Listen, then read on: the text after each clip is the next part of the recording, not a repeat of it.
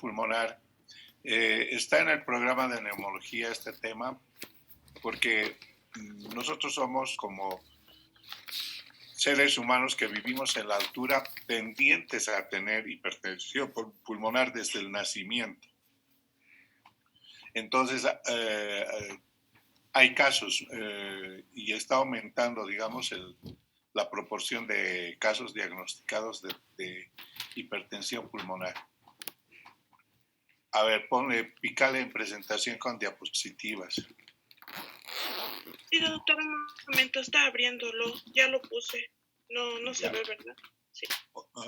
Ok, ya. Sí, yo ya lo veo. No sé si los compañeros están viendo. Se ve, doctor. Muy bien. Ahora sí. Ya estaba.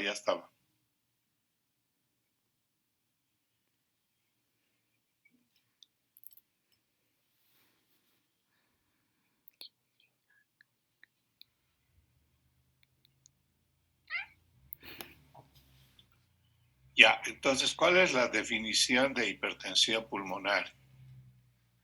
Es un estado patológico donde la circulación pulmonar ha producido por ciertas enfermedades un aumento del tono vasomotor de la arteria pulmonar, un aumento de la resistencia del vaso, ¿no?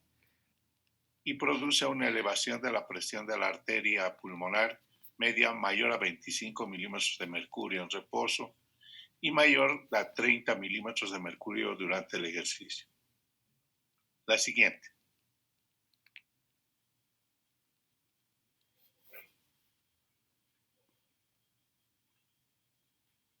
Ya, la presión normal en la altura está entre 18 a 25 milímetros de mercurio para la sistólica y de 6 a 10 para la diastólica.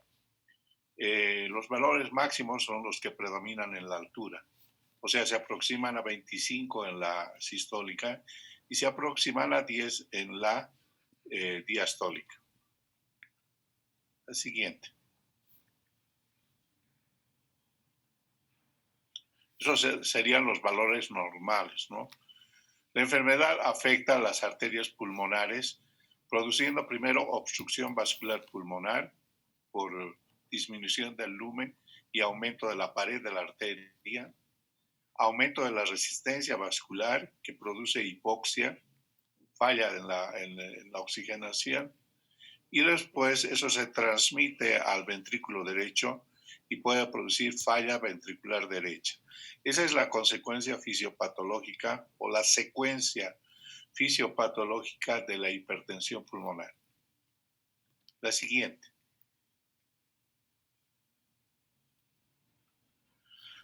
Entonces ya habíamos dicho que es menor de 25 en reposo y menor de 30 en el esfuerzo. La hipertensión puede llegar de 26 a 35 cuando es leve, la moderada de 36 a 45 y la severa sobrepasar los 45 milímetros de mercurio. La siguiente. Nosotros en la altura ya de por sí tenemos valores un poco altos al nacer, porque estamos en la altura, en un ambiente hipóxico, ¿no? La hipertensión pulmonar puede ser de la categoría 1, que puede ser primaria, es congénita, asociada a colagenosis por cortocircuitos de izquierda a derecha, hipertensión portal y producida por fármacos. La siguiente. Puede ser categoría 2 con hipertensión pulmonar venosa cuando hay cardiopatías como por ejemplo la estenosis mitral, cardiopatías y valvulopatías izquierdas por compresión de las venas pulmonares, enfermedad veno-oclusiva pulmonar, o sea, síndrome de hipertensión venosa sistémica, y características comunes son el aumento de la presión venosa, ¿no? El aumento de la presión venosa. Esa es la categoría 2, según la OMS. La categoría 3 es la hipertensión asociada a neumopatías, ¿no? A problemas pulmonares o hipoxemia crónica. El EPOC, las enfermedades intersticiales, los trastornos del sueño, o sea, la apnea del sueño, la hipoventilación alveolar, las grandes alturas, ahí están, fíjense, las grandes alturas, y las características son mecanismo productor de la hipoxia.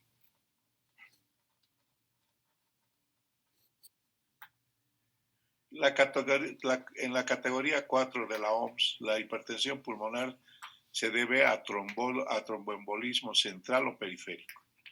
La siguiente. Entonces, la categoría 5, la siguiente, atrás por favor, nos hemos pasado. La categoría 5 está conformada por enfermedades vasculares y granulomatosas, entre las cuales tenemos la sarcoidosis, que hemos visto ya, la esquistomatosis o esquistosomiasis, la hemangiomatosis capilar. El tratamiento es de la enfermedad productora, o sea, hay que tratar la sarcoidosis, hay que tratar con corticoides la hemangiomatosis, que es a la hemorragia alveolar, o se tiene que producir trasplante pulmonar, ¿no? La siguiente. Ahora, funcionalmente, ¿cómo se clasifica la hipertensión pulmonar primaria? Funcional. Primero, porque limita la actividad física, ¿no? La actividad física puede estar normal o puede limitarse, ¿no? El grado 2, hay ligera disminución, o clasificación 2, ligera disminución de la actividad física, con la actividad normal, pero produce disnea, ¿no? Disnea leve. La 3 son marcada disminución de la actividad física, con actividad inferior a la normal y produce disnea también. Y la actividad 4, cualquier actividad física, o sea, el solo hecho de dar unos pasos, inclusive el hecho de hablar, produce disnea y disnea en reposo con insuficiencia cardíaca derecha. Grado 4, ¿no? Funcional. Siguiente. Entonces, ¿cuál es la biopatología de la hipertensión pulmonar? Las principales alteraciones histológicas son hipertrofia de la capa media de la arteria pulmonar, engrosamiento de la íntima y de la adventicia, además de lesiones plexiformes, es decir, lesiones de tipo fibrótico en la pared misma de la arteria. La siguiente. El engrosamiento de la media, hipertrofia y hiperplasia de las fibras musculares, engrosamiento de la íntima por infiltración de los fibroblastos, miofibroblastos y células de músculo liso, y la lesión plexiforme por proliferación de canales endoteliales originados por fibroblastos. La siguiente. ¿Cuáles son las manifestaciones clínicas de la hipertensión? Lo primero es la disnea. Paciente disneico que no obedece a ninguna causa, preguntando si es EPOC, si es asma, si es bronquiectasis, ¿qué es? ¿Es fibrosis pulmonar? ¿Qué es? Y se descarta clínicamente, o sea, en el interrogatorio y los exámenes descartan cualquiera de esas patologías, esa disnea se debe a hipertensión pulmonar con toda seguridad. Entonces presenta el paciente disnea. En los casos un poco más importantes, tiene dolor torácico. En los casos graves, severos, presíncope o síncope en la tercera parte de los pacientes. Intolerancia al ejercicio, dice el paciente joven que juega medio tiempo de fútbol y ya está cansado, ya está agitado. Edema periférico, edema en miembros inferiores, puede presentar hemoptisis y puede presentar cianosis, ¿no? En los casos que ya están avanzados. La frecuencia respiratoria está incrementada y el ritmo respiratorio es corto. El paciente puede tener tos, astenia, adinamia, taquicardia, fatiga o cansancio físico, voz ronca y cansancio al hablar.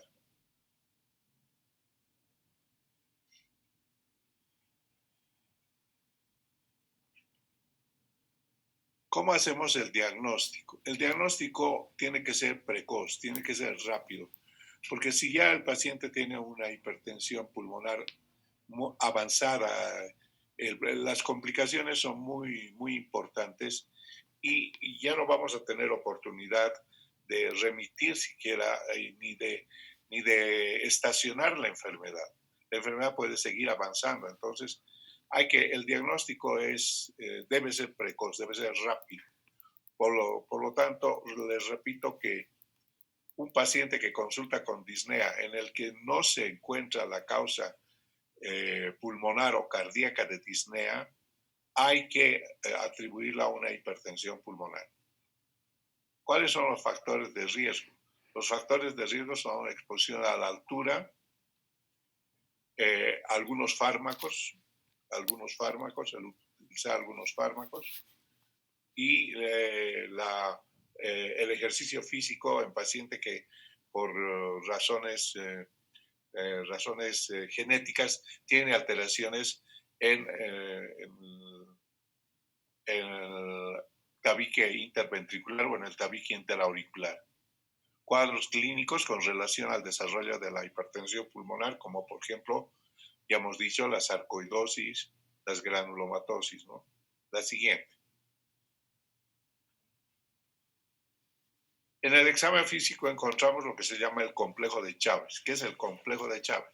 Levantamiento sistólico a la inspección, en el segundo ruido, choque, cierre de pulmonar palpable en el segundo espacio intercostal paraesternal izquierdo, matidez mayor a 2.5 centímetros por fuera del borde esternal izquierdo a nivel del segundo espacio intercostal, y a la percusión entonces se encuentra matidez a ese nivel, y a la auscultación reforzamiento del segundo ruido, desdoblamiento del segundo ruido.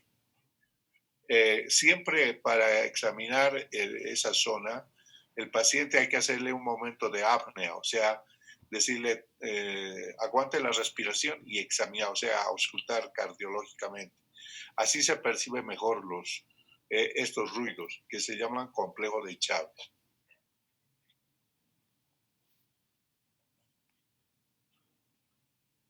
¿Cuáles son los exámenes no invasivos que debe hacer un paciente para un diagnóstico precoz?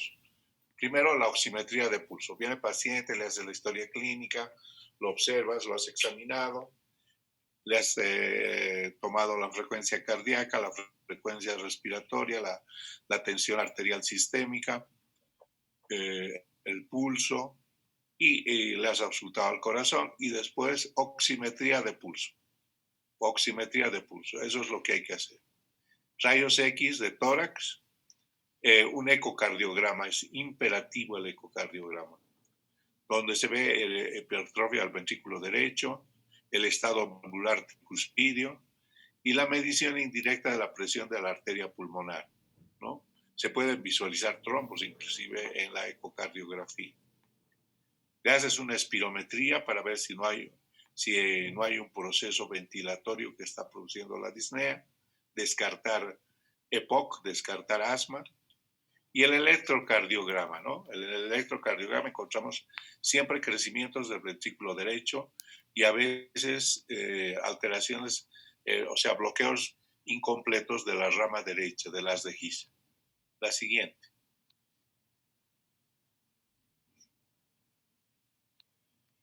Entonces, ¿qué encontramos en el electrocardiograma? Onda P en D2, más alta, más ancha de lo normal. Onda P ancha en las derivaciones de los miembros, o sea, en B3, B6. Picuda positiva en las precordiales derechas, más de 1.5 milímetros. La onda P bifásica también en B1, es dato indicativo. Hipertrofia del ventrículo derecho, ya les he dicho. Y el clásico también que se encuentra en la embolia pulmonar, el caso, el S1Q3T3. Es el patrón. Los hallazgos radiológicos de la hipertensión pulmonar son las ampliaciones de las arterias pulmonares, o sea, aumento del diámetro de la arteria pulmonar, rectificación del cono de la pulmonar. A ver, o alguien que vea esa radiografía y me diga dónde está la alteración, dónde está la patología en esa radiografía. Miriam. Sí, doctor. Está en la... ¿Describo la placa o digo dónde está nada más? En la Describí zona la paracardíaca. placa. Describir, siempre les he dicho eso, ¿no? Que primero describan la placa. Ya. Placa radiográfica patológica bilateral a predominio... no, bilateral nada más sería, doctor, porque en ambos lados yo veo la patología. Bilateral, ya, a ver, seguí describiendo. ¿Dónde está la patología? ¿Cuál es más patológico, el derecho o el izquierdo? Aparentemente es el izquierdo, doctor. Ya, ¿en qué zona del lado izquierdo? ¿En qué región radiográfica? Está en la paracardíaca. A ver, Izquierda. señala con tu flechita, Anaí, la paracardíaca. La paracardíaca. No, ella ha dicho ahí. Más abajo, más abajo. Esa es la región paracardíaca, al lado del corazón. Todo eso que está por encima, todo el pulmón que está por encima, eso se llama. Ahí está la patología, Miriam. No, doctor. Está en el tronco pulmonar. En la Claro, región. en el hilio izquierdo, en el cono de la arteria pulmonar, debajo de la aorta. Fíjate, el callado de la aorta, mostra, Anaí, el callado de la aorta. Más arriba, más arriba, más arriba. Más arriba. Ese es el callado de la aorta. Y debajo del callado de la aorta está la arteria pulmonar, que no debía verse, debía ser cóncava, pero fíjense cómo sobresale, se hace convexo, entonces esa es la patología. Así se ve una hipertensión pulmonar de grado 2, de grado 2 o 2 a 3. La siguiente.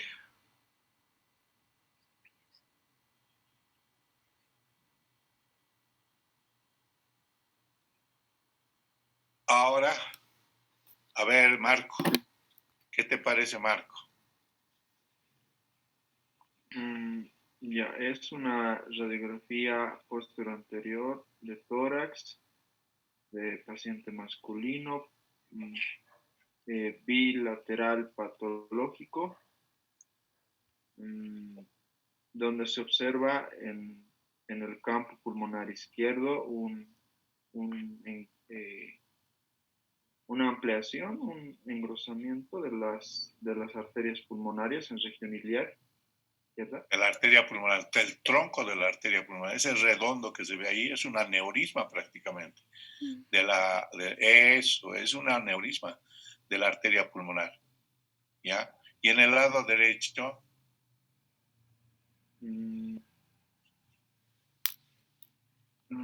También sería, doctor, un crecimiento del... Exacto, un aumento del diámetro de la rama derecha de la arteria, pues es la rama derecha de la... Está ampliada, está aumentada de diámetro. Eso se ve cuando hay una hipertensión pulmonar. La siguiente.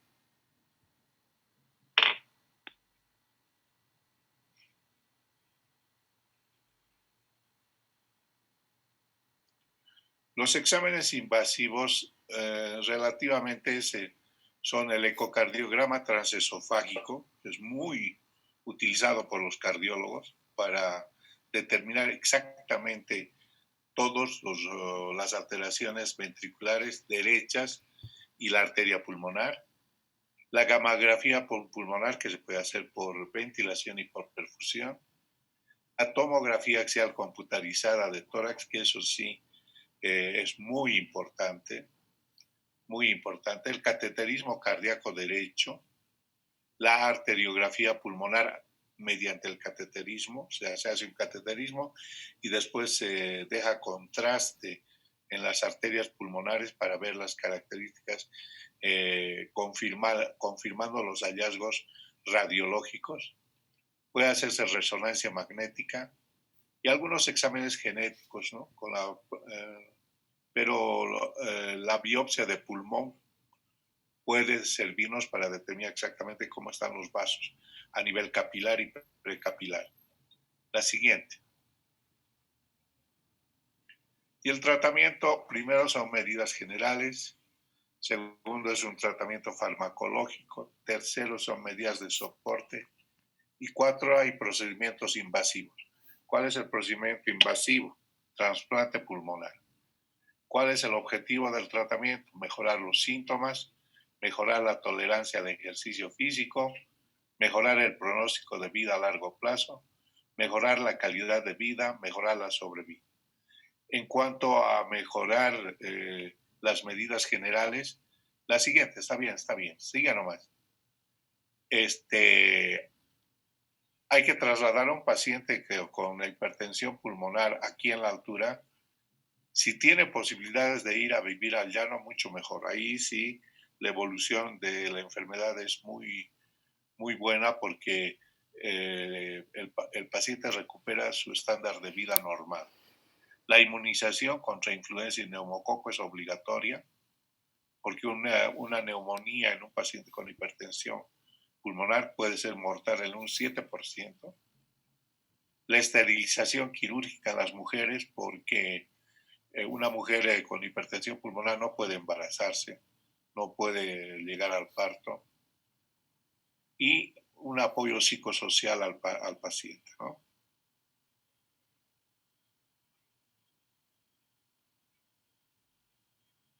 ¿Cuál es el tratamiento farmacológico? Se puede utilizar anticoagulantes como la warfarina o los bloqueantes también del factor 10 de la cascada de la coagulación, que son el rivaroxaban, nifedipino, diltiazem.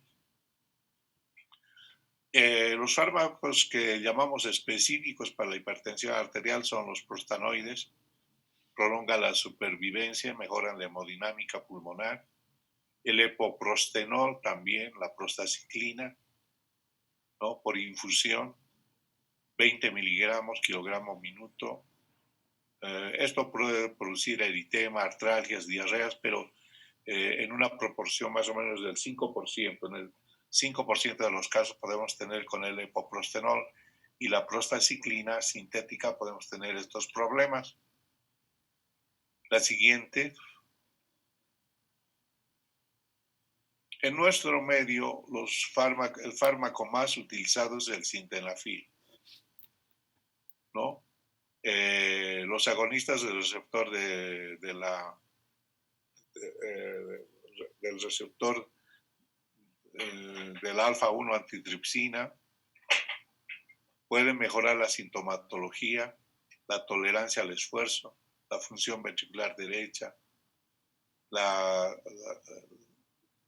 los inhibidores de las prostaglandinas, mejoría de la clase funcional, y el sildenafilo como vasodilatador, ¿no?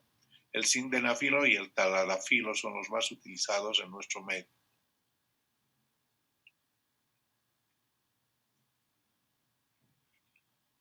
Las medidas de soporte están dirigidas al tratamiento de las complicaciones. Eso incluye oxigenoterapia, que puede utilizarse oxigenoterapia domiciliaria, oxigenoterapia que generalmente no es permanente, y el paciente puede tener indicación de, como les decía, de trasladarse al lugar del nivel del mar o lugar bajo en nuestro medio, ¿no? La siguiente. La terapia quirúrgica consiste en una septostomía auricular, el septo interauricular, o trasplante pulmonar. Muy pocas personas llegan al trasplante pulmonar. Con el tratamiento mencionado mejoran ostensiblemente la sobrevida y si es posible el bajar a vivir a un lugar bajo, mucho mejor, ¿no? Mucho mejor. Entonces, las medidas generales de soporte, remitir la unidad de referencia, o sea, un especialista, la prueba de reactividad vascular con agonistas, receptores, inhibidores los prostanoides, el epoprostenol, y tratamiento combinado con sildenafil. Si no hay respuesta, entonces un tratamiento combinado puede tener buena respuesta o mala respuesta. Si no, se utiliza el sildenafil, y si no, en largo tiempo y el paciente no puede trasladarse al nivel del mar, entonces tendría que ser un trasplante pulmonar. En realidad el trasplante es cardiopulmonar, en bloque, corazón y pulmón en bloque, trasplante. Los vasoreactivos que se utilizan son los antagonistas del calcio, como el nifedipino, el diltiazem, ya les he dicho, a 120 miligramos hasta 300 miligramos por vía oral durante largo tiempo, ¿no? Meses. Los agonistas de calcio igual, ¿no? Por meses. De 20, de 30 o de 60 miligramos por vía oral. 140 a 240 miligramos por día. La siguiente. Los no vasoreceptores de la endotelina, el bocetan, estos inhibidores de la 5-fosfodiesterasa como el sildenafilo, las prostaglandinas y análogas. Ya hemos hablado del epoprostenol. La siguiente. Prevención. ¿Cuál es la prevención? Se recomienda que los pacientes eviten altura a nivel mayor de 1.500 metros sobre el nivel del mar. Y si debe efectuar viajes en avión, debe tener oxigenoterapia antes de viajar. En el viaje no, durante el viaje, porque la presurización del aeroplano no trae problemas, pero al llegar a donde sea llegar, siempre una hora o 45 minutos de oxígeno a 2 o más litros por minuto, y se recomienda evitar drogas que definitivamente o probablemente puedan provocar hipertensión pulmonar, como el aminorex, la fenfluramina, la desfenfluramina, la cocaína, la fenilpropalamina, y evitar el embarazo en las señoras, ¿no? En las jóvenes, en las mujeres, ya que tiene una mortalidad de 30-40%, es alta mortalidad el embarazo, y en el curso del embarazo y en el curso del parto.